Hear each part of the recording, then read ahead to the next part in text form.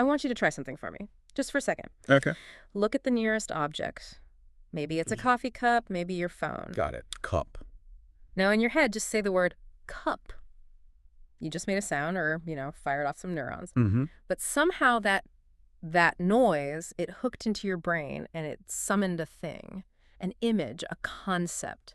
It's really kind of telepathy, isn't it? It's the closest thing to actual magic our species have. It feels so instant. But if you've ever tried to code, if you've ever tried to get a computer to really understand that cuck isn't just 3 letters, you realize language is an absolute mess under the hood. Oh, it's a chaotic mess. It's full of trapdoors and loop-de-loops. So today we are going into the engine room. We are looking at the machinery that turns that noise into actual meaning. We are. We're doing a deep dive into Chapter 5, simply titled Semantics, from the book Foundations and Methods of Natural Language Semantics by David Beaver and Joey Frazee. And this is a really foundational text. We aren't talking about syntax. That's just, where the verb goes. Right. We are talking about lexis, which is basically a dictionary definition. We are talking about semantics, the hard logic of how we build reality out of words. I always get semantics and pragmatics confused. I know they're related, but what's the actual dividing line? Okay, think of it this way. If I say, can you pass the salt? Semantics is the literal logical question. The question is, do you have the physical ability to move that shaker? Exactly. And if I just said yes and then sat there, I'd be annoying, but I'd be semantically correct. You would be perfectly correct. Pragmatics is that next layer. It understands the context, the intent that you actually want the salt. Okay. But today, we're ignoring all that. We're looking at the raw code. We're going to see how we translate sentences into math, why a sentence about a donkey broke linguistics for a decade, and finally, why modern AI might just be faking it. Let's start with that translation process, because the book makes this point right at the start. English is a terrible language for a computer to understand directly. It's terrible because it's so slippery. To analyze meaning computationally, we have to translate English, which we call the object language, into a meta language. And that's usually some kind of logic. Usually, yeah. First order predicate logic, or FOPL. Okay, so give us a concrete example. What does that actually look like? Let's take a simple sentence. Fisher played a Russian. Okay. Simple fact, chess match. To us, yes. To a computer, that's just a string of characters. To make it meaningful, we turn it into a formula. And how would that read? It would look something like, there exists an X, such that X is Russian, and Fisher played X. Why do you need that whole there exists an X part? Why not just something simpler, like Fisher played Russian? Because of verification. Imagine you have a huge database of every chess game ever played. Right. You can't just ask that database a vague English question. Yeah. But you can query it with logic. You can ask it to search for an entity. Does it have the tag Russian? And did it have a played relation with the entity Fisher? So logic is basically the API. It's the connection between our messy human talk and the hard truth of a database. That is a great way to put it. Yeah. And when you force English into this logical structure, you start seeing things that the surface grammar hides. Like what? Well, the philosopher Bertrand Russell was famous for this. He just looked at the word the. Just the. The word the. Yeah. It seems so small, so invisible. But think about the difference between an American one and the American one. Okay. Russell pointed out that saying the American one is actually 3 complex logical claims all packed together. Break that down for me. 3 claims. Claim 1, there is an American. Simple enough. Claim 2, yeah, that person won. Still with you. But claim 3 is the kicker. In this context, there is only one American. I see. So if there were 2 Americans in the room, the sentence the American one would, it would crash the system. It would return a logic error. Uniqueness condition failed. Logic forces us to be precise. It also exposes ambiguity. And the book had a great example of this. Every Russian played an American. A classic. This is what's known as a scope ambiguity. One sentence, 2 completely different meanings. Okay, let me try to get this. So, meaning 1 would be, every individual Russian played a match against some American opponent. Boris played Smith, Ivan played Jones, like that. Exactly. That's the wide scope reading. But what's the other one? The other one is that every Russian played the same American. Yeah. They all lined up to play Bobby Fischer one after another. Precisely. In English, those 2 sentences sound identical. But in logic, the code is totally different. It all depends on where you put that variable for and American. Is it inside the loop of every Russian or outside? Right. Logic forces you to choose. You can't just, vibe your way through it. Okay, so we can turn full sentences into these logical formulas, but sentences are made of words. And this is where I started to get a bit lost. How do you write a formula for a word like every? You can't point to an every in the real world. It's not a noun. This is where we meet Richard Montague. And in the 70s, he came out with this incredibly bold claim. He said there is no theoretical difference between a natural language like English and a formal language like a programming language. That feels ambitious. Python has really strict rules. English is just chaos. Montague didn't care. He used something called the lambda calculus to treat words as functions. Functions like in high school algebra, fx, fy. Exactly like that. You put something in, you get something out. Montague said words work the same way. So a noun like Russian is a function. How does that work? Think of it like a filter. You feed an entity into the Russian function, say Boris Spassky. The function checks, is this entity Russian? Beep. It returns true. And if you feed it, Bobby Fischer Returns false. Okay, that makes sense for nouns. They're like filters on the world. But what about a word like every? Every is a function that takes other functions as its input. So when you say every Russian one, the word every grabs the Russian function and the one function.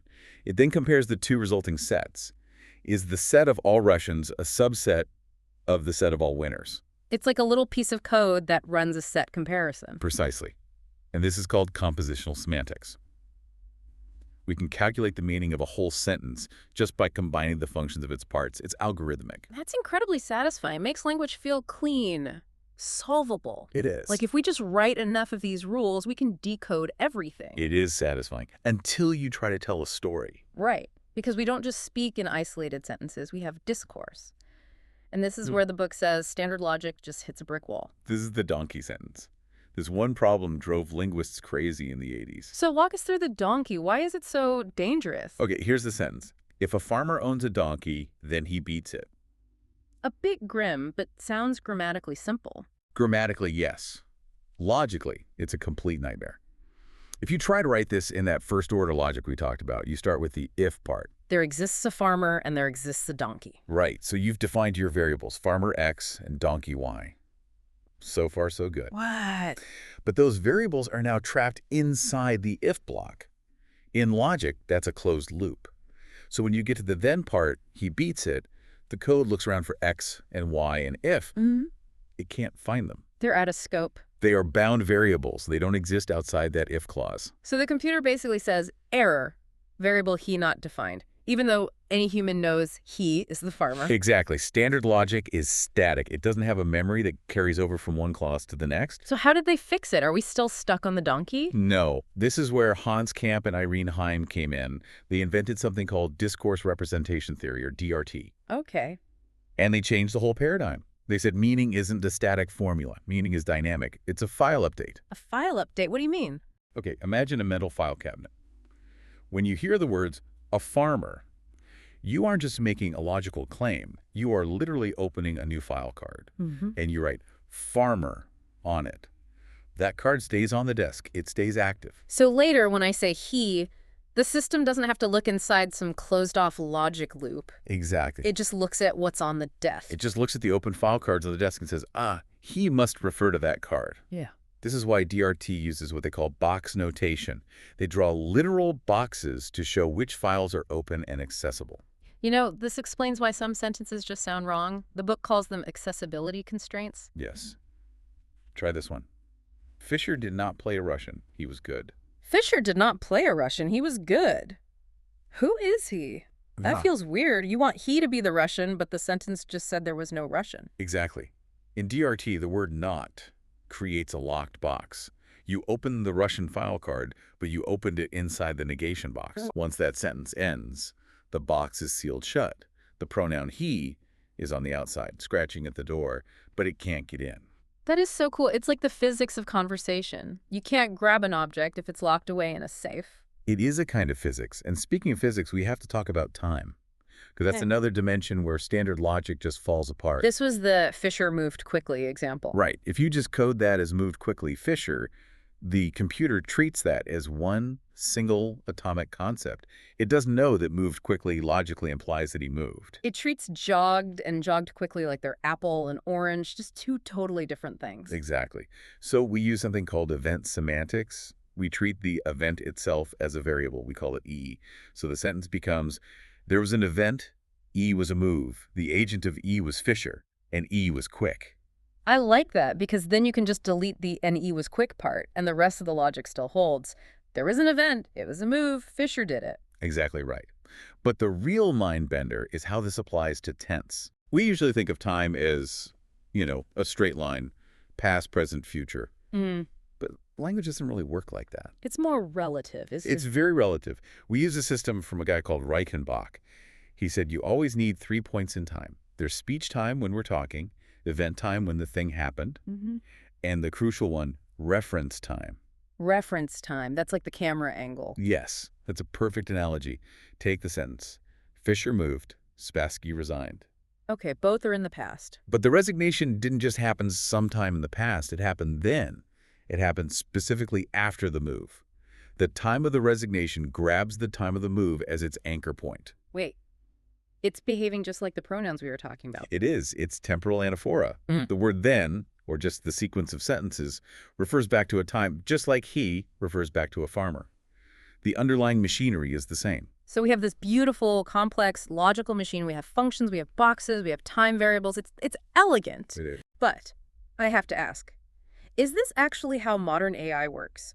When I use ChatGPT to write an email, is it doing lambda calculus in the background? And that is the billion-dollar question. This is the war between what we call deep methods and shallow methods. Deep being everything we've just discussed? Deep is the logic, the parsing, the structure. It's precise, but it's brittle and very expensive to build. Shallow methods are what run the world right now. Large language models, vector space models. Which is basically just fancy statistics. It's word association on a massive scale. Right. In a vector model, the computer doesn't know what a bishop is. It just knows that in millions and millions of documents, the word bishop tends to hang out near the words chess and diagonal. It just knows the company it keeps. Exactly. And for, 90% of tasks, that works amazingly well.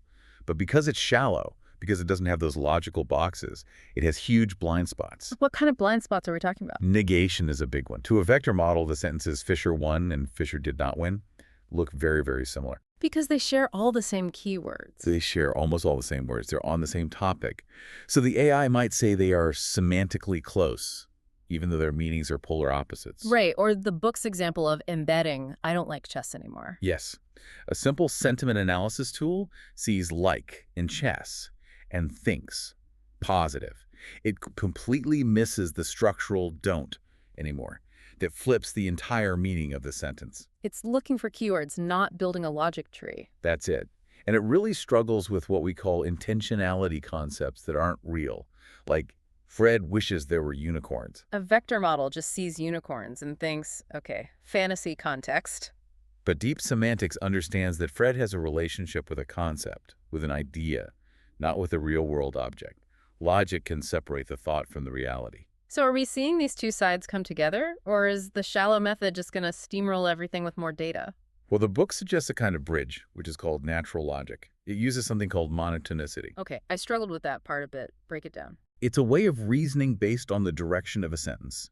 So if I say, it is certain Spassky castled queenside, that logically implies Spassky castle. Right, you go from the specific to the general. That's easy. That's upward monotonicity. But watch what happens if I add doubt. It is doubtful Spassky castled. Does that imply it is doubtful he castled queenside? Yes. The arrow of logic flips. If you doubt the general category, you must doubt the specific example. That's downward monotonicity. So you can teach an AI these patterns. And it can make logical inferences without needing to translate everything into full, complex logic code. It's a kind of shortcut. A cheat code for logic? A middle ground. Yeah. And we might really need it, because right now we have systems that are incredibly good parrots. They can predict the next word with stunning accuracy. But prediction isn't the same as understanding. That's the whole issue. If we want a computer to truly understand a story, to track a timeline, to know that he refers to the farmer and not the donkey, to get that not winning is the opposite of winning, it needs structure. It can't just fake it with statistics forever. We might be hitting that ceiling right now. To get to the next level of AI, to get to AGI, we might need to dust off these old textbooks. We might need to build the engine room of logic back into our neural networks. It's a fascinating thought. We're building these gigantic digital brains, but without the logic to organize the information. Mm. It's just a pile of books on the floor. Or a really, really convincing parrot. I want to leave you with that thought. We treat modern AI like it's magic, like it's really thinking. But if it can't robustly process a simple logical structure, like if a farmer owns a donkey, are we just mistaking fluency for actual intelligence? It's the question of the decade, really. Thanks for diving deep with us. My pleasure.